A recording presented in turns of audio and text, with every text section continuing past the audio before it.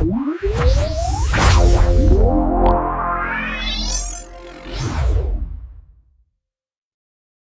Students, welcome to the boring school. क्या आपको भी पेपर सॉल्व करने में टाइम मैनेजमेंट का इश्यू आ रहा है? क्या आपका भी पेपर सॉल्व करते करते बीच में छूट जाता है, या फिर कुछ ऐसे क्वेश्चन जो आपको आते हैं बट आप टाइम नहीं होने की वजह से उसको अटेम्प्ट नहीं कर पा रहे हो? अगर ये सारी प्रॉब्लम आपको हो रही है तो ये वीडियो सिर्फ और सिर्फ आपके लिए ही है।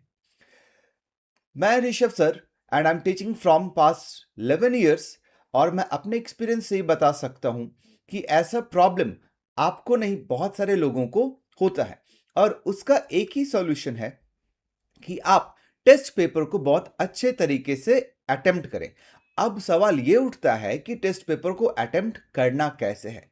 तो मैं जो स्ट्रैटेजी फॉलो करता हूं, आज मैं वो आपसे शेयर कर रहा हूं, और मैं अपने पुराने स्टूडेंट्स को भी रिक्वेस्ट करूंगा कि आप भी इन नए स्टूडेंट्स को बताएं कि आपने टेस्ट पेपर अटेम्प्ट कैसे किया था। क्या मेरा बताया हुआ मेथड आपने अटेम्प्ट किया और आपको फायदा हुआ? अगर हुआ तो प्लीज बताओ। अगर नहीं हुआ, या फिर आपने कुछ और मेथड अडॉप्ट किया था पेपर अटेम्प्ट करने का जो उससे आपको फायदा हुआ, आप वो भी शेयर कर सकते हो कमेंट में, सो दैट जो न्यू स्टूडेंट्स हैं उन्हें नए नए अप्रोचेस पता चले कि मैं टेस्ट पेपर को अटेम्प्ट कैसे कर सकता हूं। तो चलिए, लेट्स अनलॉक दिस मिस्ट्री। तो मुझे क्या करना है, आप चाहे जेई मेंस का पेपर लिख रहे हो या फिर नीट का पेपर लिख रहे हो, जेई मेंस या नीट, इस पेपर में आपको सारे क्वेश्चंस को 3 कैटेगरीज में डिवाइड करना होगा। सारे क्वेश्चन को 3 कैटेगरीज में डिवाइड करना होगा। मैं नाम दे देता हूं, category A, category B and category सी।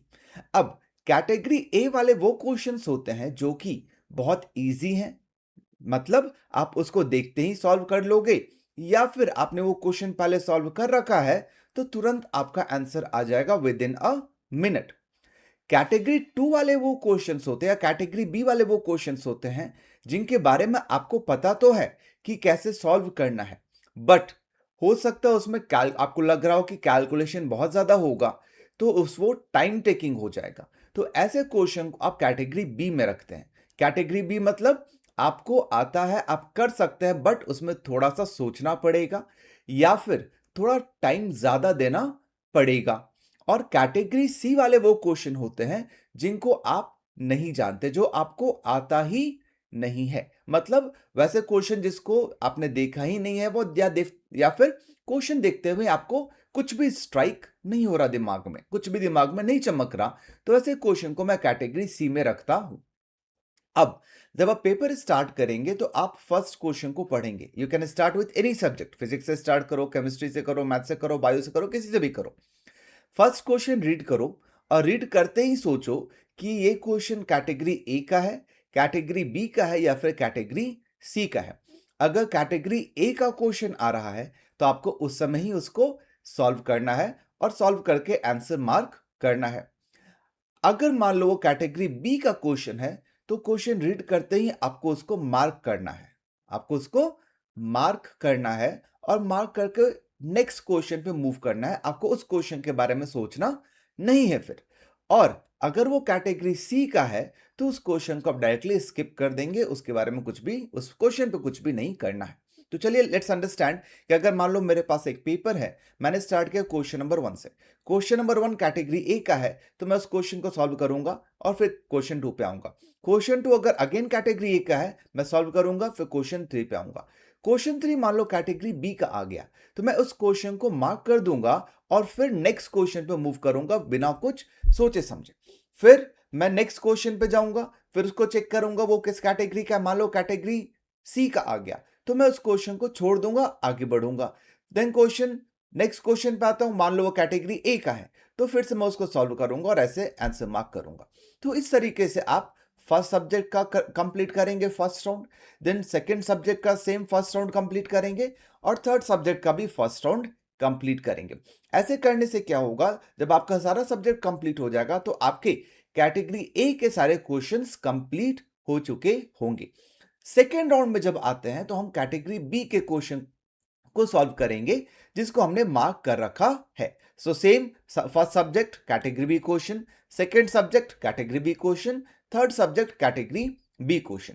जब तीनों सब्जेक्ट के कैटेगरी बी क्वेश्चन भी हो जाते हैं तो फिर मैं लास्ट में आता हूं कैटेगरी सी वाले क्वेश्चंस पे। अब कैटेगरी सी आपको नहीं आता है तो 100% गारंटी ये है कि आप सॉल्व नहीं कर पाओगे, बट स्टिल उन सब में भी जब कैटेगरी बी क्वेश्चंस कर लोगे तो कुछ ना कुछ आपको आइडिया, हिंट या फिर एक इंट्यूशन आने लगेगा अबाउट वन और टू क्वेश्चंस की उसको मैं कैसे सॉल्व कर सकता हूं। तो अगर आपको वैसा कोई क्वेश्चन दिख रहा है तो आप वैसे क्वेश्चन को अटेम्प्ट करो। जैसे फॉर एग्जांपल आपका केमिस्ट्री स्ट्रांग है तो केमिस्ट्री के क्वेश्चन को आप पिक कर सकते हैं। मान लो फिजिक्स स्ट्रांग है तो फिजिक्स के क्वेश्चन को पिक कर सकते हैं कैटेगरी सी वाले, और चेक कर सकते हैं कि मुझे कोई आइडिया, कुछ हिंट, कुछ स्ट्राइक हो रहा है या नहीं। तो ये करेक्ट अप्रोच है पेपर अटेम्प्ट करने का। अब मैं आपको बताता हूं कि अक्सर लोग मिस्टेक क्या करते हैं जो टाइमली पेपर सॉल्व नहीं हो पाता है।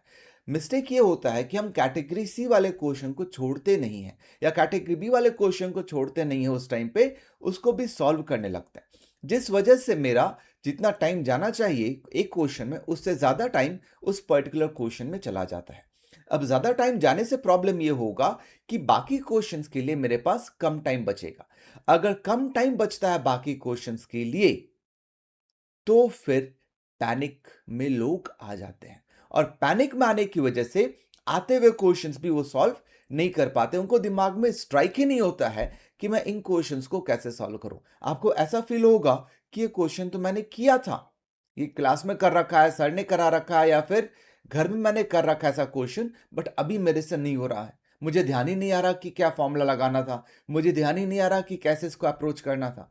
तो ये सारी प्रॉब्लम तब होती है जब आपके पास टाइम कम होता है और आप पैनिक मोड में आ जाते हैं। तो ये था एक सही तरीका पेपर को अटेम्प्ट करने का, जो कि मैं सजेस्ट करता हूं अपने सारे स्टूडेंट्स को। अगर आपके पास कोई और इंटरेस्टिंग या अच्छा तरीका है जिससे आपको फायदा हो रहा है तो आप वो शेयर करो मेरे साथ, सो दैट मैं भी अपने स्टूडेंट्स को वो तरीका बता सकूं जिससे उनको भी बेनिफिट हो सके। And all those students who have followed this method, आप प्लीज प्लीज कमेंट करो सो दैट लोगों को पता लगे कि इस तरीके से फायदा होता है या नहीं। चलो, will meet in the next video with some another interesting and important concept. Till then, see you. Bye.